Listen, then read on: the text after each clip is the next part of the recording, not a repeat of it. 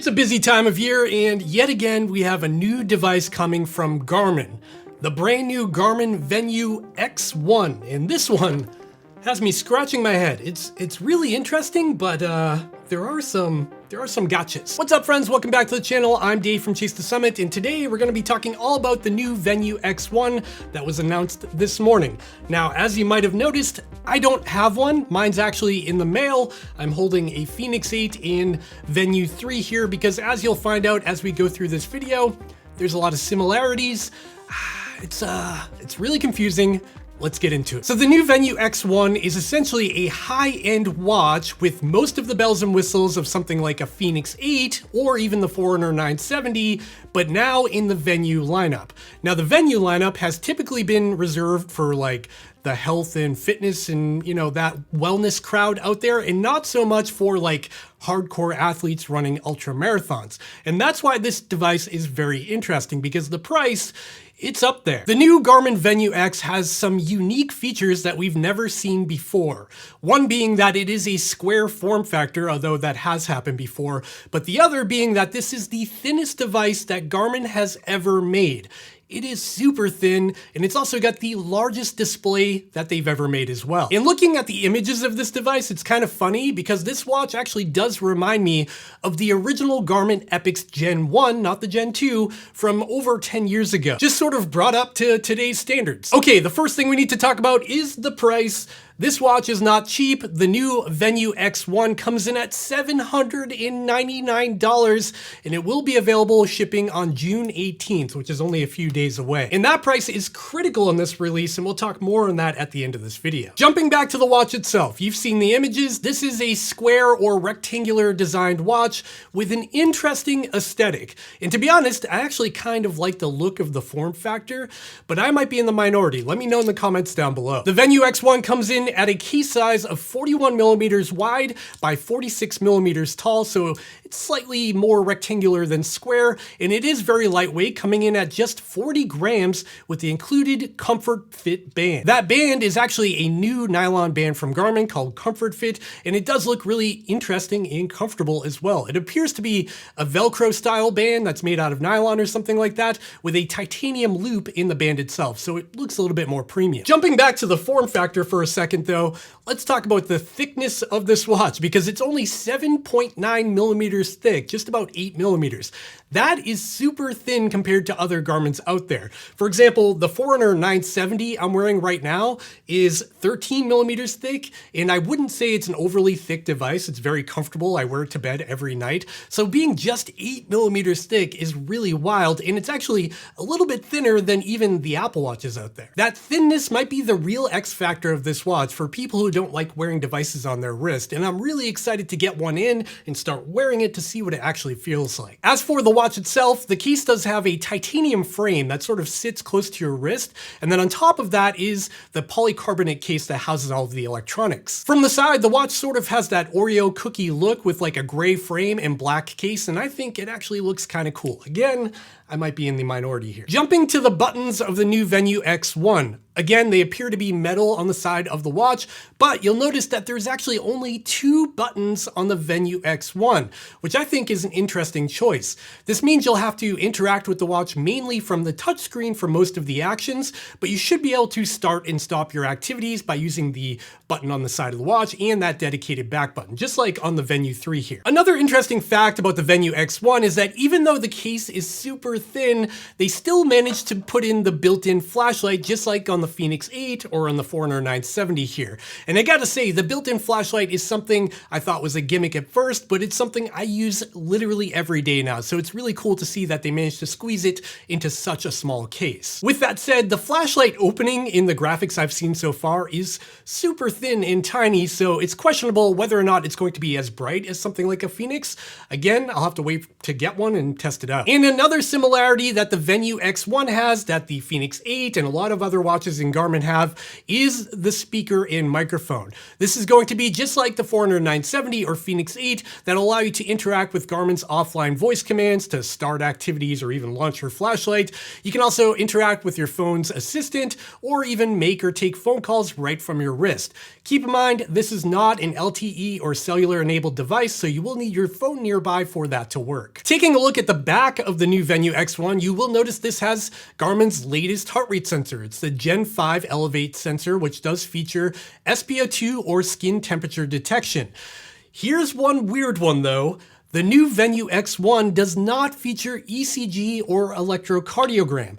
This is an $800 watch from Garmin that does not have all of the features of the high-end models. So the Fenix 8, the Forerunner 970, and even the older Garmin Venu 3 here, which is half the price of this new Venu X1, all feature ECG or electrocardiogram, while this new model does not. That lack of ECG has me scratching my head, and the only thing I could think of is maybe they couldn't squeeze it into such a thin form factor, but again, I don't know the technical limitations there. Other than the heart rate sensor though, the new Venu X1 does get all the other sensors like a barometric altimeter, a gyroscope and accelerometer, and a compass. Okay, with hardware out of the way, let's move on to the next exciting thing on the new Venu X1, and that is definitely the display. This watch features a 2-inch rectangular form factor AMOLED touch-enabled display.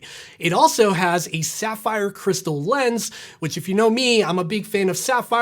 I've got it on the Forerunner 970 here, the Fenix 8, and that makes the watch incredibly scratch resistant. You shouldn't have to worry about screen protectors on the Venu X1. Jumping back to the display itself though, Garmin has not put any claims on the brightness of the display. Now on the Forerunner 970 and 570 launch a few weeks ago, they put a big emphasis on the brightness of these displays because they called it like 2 times brighter than all of their other models. I'm really hoping that the Venu X1 also got the same technology and will be just as bright as the 970, but we don't know that yet. Let's piggyback on the display topic and talk about the user interface on the Venu X1. Again, I don't have one, but looking at the images, there are some observations to be made. It sort of looks like a blend of a Forerunner user interface and a Fenix user interface, with certain tweaks made due to that square aspect ratio. From the images I've seen, I can say that the rectangular ratio seems to help in terms of screen real estate.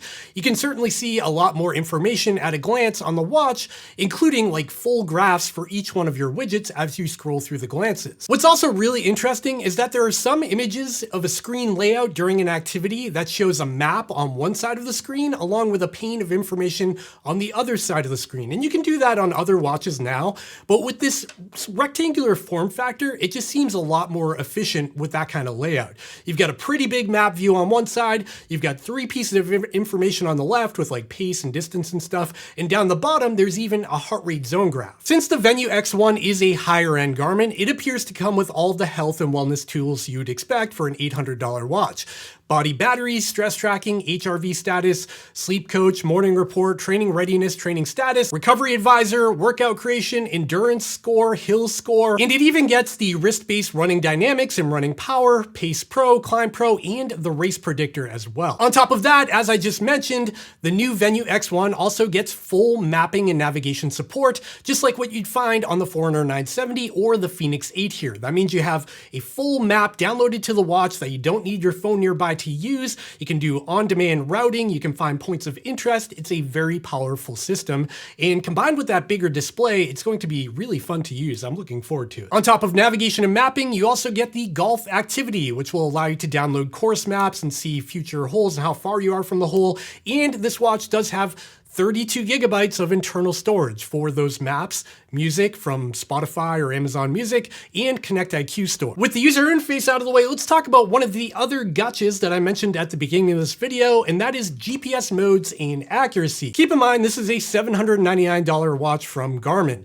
and when I browsed that spec sheet, I did not see multiband listed as an option. Now, multiband, if you don't know, is sort of the gold standard when it comes to accuracy on all these watches, and it's something that's becoming more and more available. Even in Garmin's lineup, you can get multiband enabled watches for less money, like the Forerunner 570 that just launched is $250 less and does have multiband. And if we look at the competition from Coros, Suunto, all of the other ones out there, A lot of those watches have multiband for even less money, down to like $200 can get you multiband. So to not have it here on the Venu X1 at this price tag is a real sticker shock to me. With that being said, the Venu X1 does feature Garmin's all systems GNSS system, which is pretty good and something most people use anyways. Multiband is really only reserved for those challenging conditions if you're running in a big city with skyscrapers around you, or in a slot canyon, or rock climbing or something like that. Another thing to keep in mind is that multiband isn't the whole story when it comes to GPS accuracy. Things like the antenna design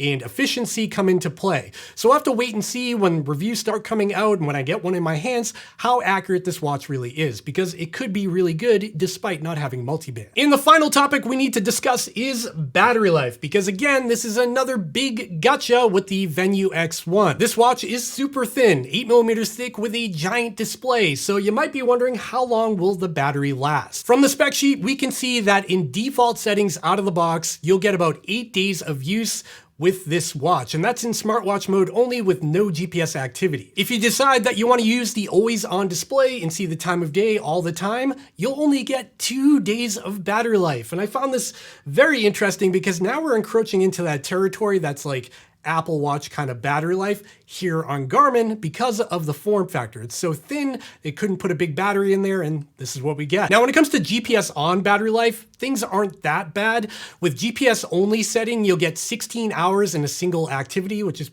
decent. It's not mind-blowing for the price tag, but it's okay. If you do kick on all systems GNSS, you'll get about 14 hours in all systems plus music. If you're playing back Spotify in your earbuds from the watch, you'll get about 7 hours of use. That's all to say you will not be running your next 100-mile ultra marathon with a Venu X1 unless you're winning the race. If you're in that lead pack and you can do it in under 16 hours, maybe. And you might be thinking that battery life is pretty bad at this price point. I wouldn't disagree with you, but I think what you do need to keep in mind here is that this watch, the Venu X1, is not really designed for those hardcore athletes out there doing ultra marathons and things like that. And you can sort of think of the Venu X1 as something like the Apple Watch Ultra 2, where that watch also isn't great for 100-mile ultra marathons, and it's in the same price range. In reality, we are making a sacrifice. We are trading battery life for that form factor being insanely thin. Okay, now that we've ran through the spec sheet and all of the new things, there's some things I missed there, but that's the brunt of it.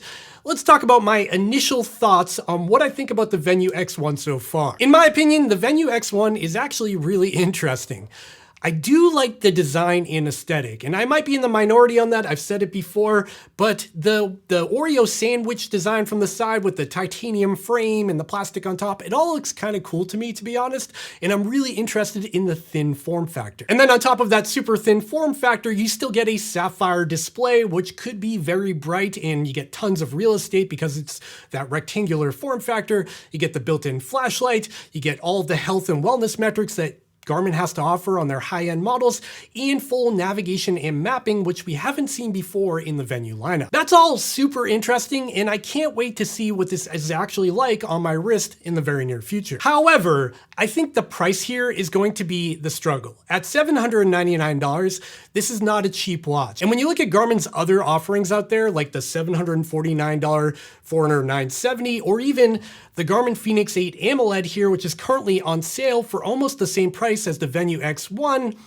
why would you buy the Venu X1? Objectively, it has less features, has no ECG, no multiband, and a lot less battery life than something like a Fenix 8. I guess what it really boils down to in the answer to that question is the form factor. If you really like square watches and you want that additional screen real estate, and you don't mind sacrificing some battery life for that super thin form factor, this might be the watch for you. It basically has all of the other features that Garmin has to offer in a really interesting form factor. But that's really just me judging a book by its cover, because again, I don't have one, and I won't know more until I actually have one in hand for testing in the very near future. So if you haven't yet, make sure to drop down, hit that subscribe button to the channel so you don't miss that video when it comes out in the near future, when I have a full review coming very soon. And now's the point of the video where I want to hear from you in the comments down below. Are you excited for the new Venu Venu X1. Is it something you're considering? Do you wish it had ECG and multiband? What do you think of the price point? Let me know in the comments down below. I'd love to hear from you. And after you're done commenting down there, also check out the links in the description down below. Those do help support this channel and they cost nothing extra to you. And after you're done shopping, check out all of my other social media profiles like my Instagram, my Strava, my Threads, and of course my merch store where you can pick up a sweet t-shirt like this. Oh, look at the back. It's much cooler in the back. That's it for this one. Just a quick explainer. Hopefully you found it useful and I'll see you next time. Bye. I get ready. Feeling too trippy, get it cracking like a levy. I'ma show 'em all how to party if they let me. Keep the countdown.